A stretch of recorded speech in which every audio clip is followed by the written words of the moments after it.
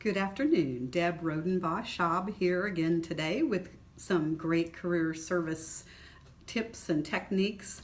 Just as a reminder, we do have career services available here for our alumni who have graduated more than 12 months ago. So new grads, during the first 12 months following graduation, you're still able to access those free career services through the on-campus Career Center. And then alum after that, please be sure to reach out, and I'm glad to help. The members of the association do receive 2 hours of free career consultation per year, and the dues are only $40. Recent grads, only $20, so it's a great deal. So reach out and take advantage of the career services, one of the many great benefits here at the Alumni Association. So today I'm going to talk about accuracy and integrity of your resume, the importance and value of that. So there'll be some really quick tips. Some have to do with editing and proofreading and what to include and not include, and others have to do really with accuracy of information that you're sharing. So I want to start with just a few quick stats, because I think statistics really help us get a big picture of what the situation really is. So more than half of employers in a recent survey said that they do reject an application from an applicant if they find inaccurate information on the resume or on LinkedIn, or if they find unprofessional or inappropriate information on social media. So that's a big statistic to keep in mind. 97% of professionals also said that lying on a resume would cost a candidate the job. And also, keep in mind, 70% of employers do conduct pretty extensive background checks, and nearly all will definitely review that LinkedIn profile and other social media online.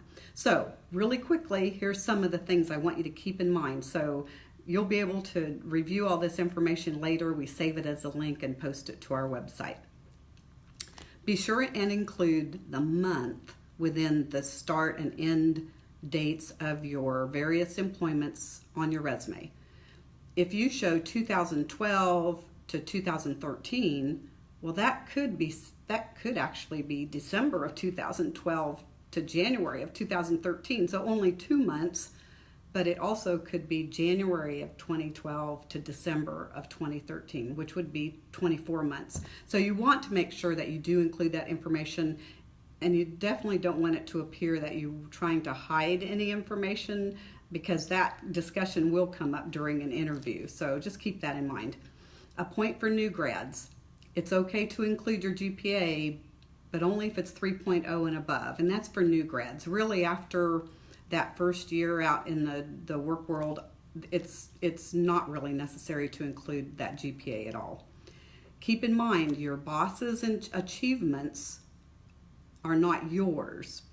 So an example, if a person worked as an assistant to a salesperson who had $1 million in sales, that assistant isn't able to claim, I brought in $1 million worth of sales. So if that makes sense, you just don't want to overstate. You do want to be accurate on that kind of thing. And keep in mind, comparisons are definitely made between the information that you share on your resume and that which is on your LinkedIn profile.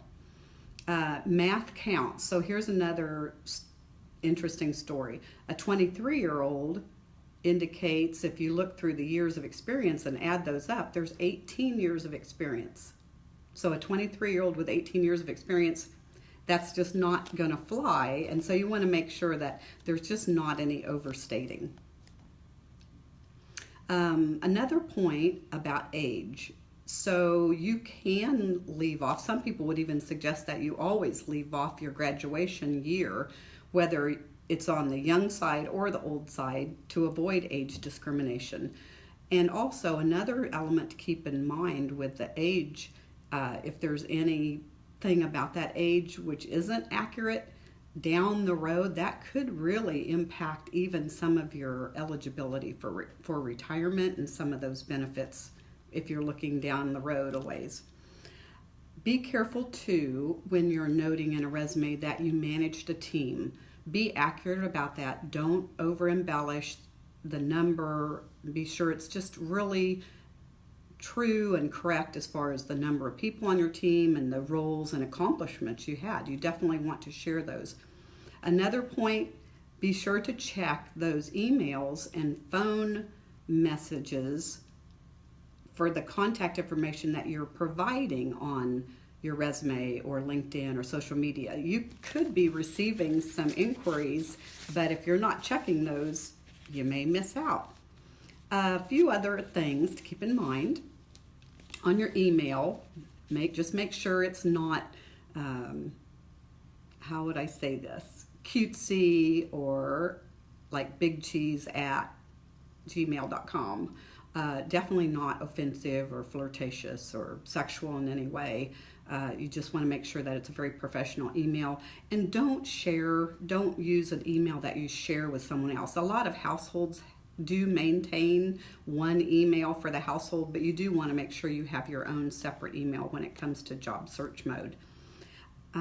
Make sure too that your voice message on your system, on your phone, is professional and accurate.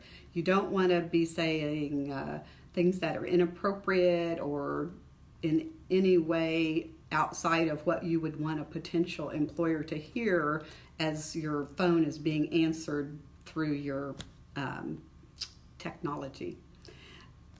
Do not use spouses or family members within your references.